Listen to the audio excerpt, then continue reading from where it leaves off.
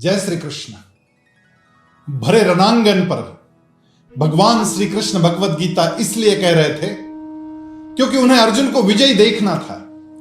अर्जुन का केवल सारथ्य नहीं, उसकी विजय की पूरी जिम्मेवारी लिए भगवान रथ पर आरूढ़ थे। और भगवान ने अनेक विजय के जो सूत्र दिए, उसमें एक बड़ा महत्वपूर्ण सूत्र दिया और उसका कारण भी था।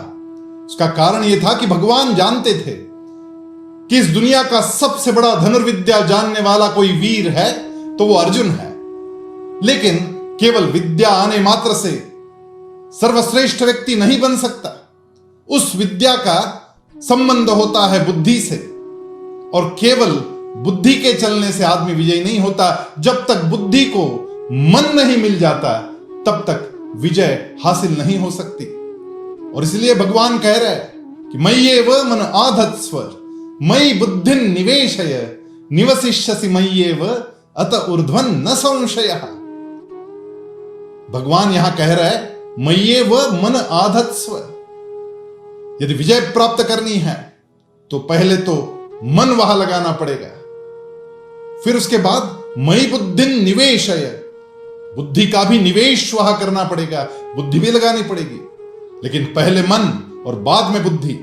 और जब ऐसा घट जाएगा कि मन और बुद्धि दोनों साथ साथ चल रहे हैं तो अतः ऊर्ध्वं न संशयः, उसकी ऊर्ध्व गति यानी प्रगति, उसकी प्रगति असंशय होती है।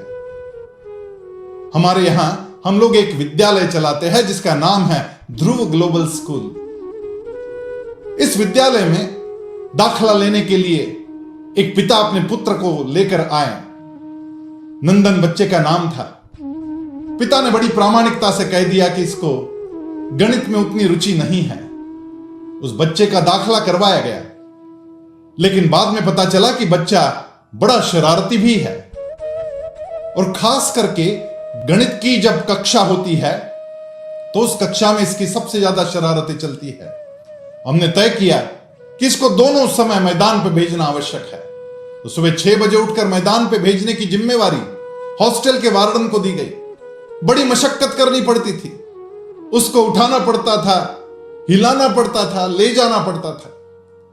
लेकिन धीरे धीरे उसका मन उसमें लगने लगा और उसका सिलेक्शन भी हो गया स्कूल की टीम में। जब मुझे मिला तो मैंने बोला उससे कि बेटा तेरे हाथ में अब स्कूल की इज्जत है, तुझे मेहनत करनी होगी। उसने विश्वास दिलाया कि आप चिंता ना करें सर, मैं पूरी मेहनत कर रहा हूं। और पूरे दिल से वो काम करता रहा। हमारी ये जो टीम जिले की मैच खेलने गई तब 52 गोल अकेली टीम ने किए और प्रतिस्पर्धी टीम केवल 2 गोल कर पाई, जिसमें नंदन सबसे आगे था और सर्वाधिक गोल भी उसी ने किए। उसको बड़ी शाबाशी मिली और जोनल के लिए हमारी टीम मैच के लिए सिलेक्ट हो गई। अब जिले का प्रतिनिधित्व करना था। जोनल में भी वो लोग विजयी हो गए। जब लौटे तो उनका बड़ा सम्मान प्रार्थना के समय किया गया। उनका बड़ा अभिनंदन हुआ। नंदन का उत्साह और बढ़ गया। जब राज्य की मैचेस हुई तब उस समय पर जो देश में खेलने के लिए 2 खिलाड़ी चुने गए वो हमारी टीम के थे। राज्य की टीम में 2 खिलाड़ी, जिसमें से एक नंदन था। ये खबर जब पहुंची तो सबको बड़ी खुशी हुई। और उसकी गाड़ी जब स्कूल में पहुंची तो स्कूल के सिक्योरिटी गार्ड ने नंदन का बड़ा हृदय से स्वागत किया। उसे कहा कमाल कर दिया नंदन तुमने, तुम अब नेशनल खेलने वाले हो। सबने अभिनंदन किया। जब ये अंदर पहुंचा तो वहां एक माली काम कर रहा था। उसने वहां से एक फूल तोड़कर लाया और कहा कि आज तक मैंने इस उद्यान का कोई फूल तोड़ा नहीं, लेकिन आज तेरे लिए मैंने फूल तोड़कर लाया है।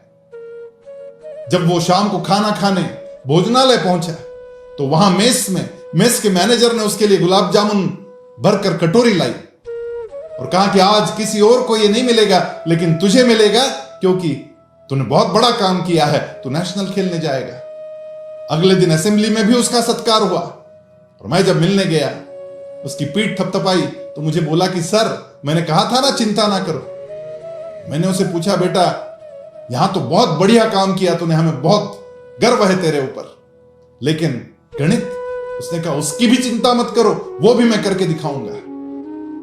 उसका हौसला जिस तरीके से बढ़ा, उसके बाद अपने आप वो शांत भी हुआ और गणित में भी रुचि लेने लगा। यह घटता है तभी जब मन लगता है। बुद्धि और मन दोनों साथ जुड़ जाएं तो विजय निश्चित है। भगवान का यही कहना है, मय्येव मन आधत्स्व मयि बुद्धि निवेशय निवसिष्यसि मय्येव अत ऊर्ध्वं न संशयः।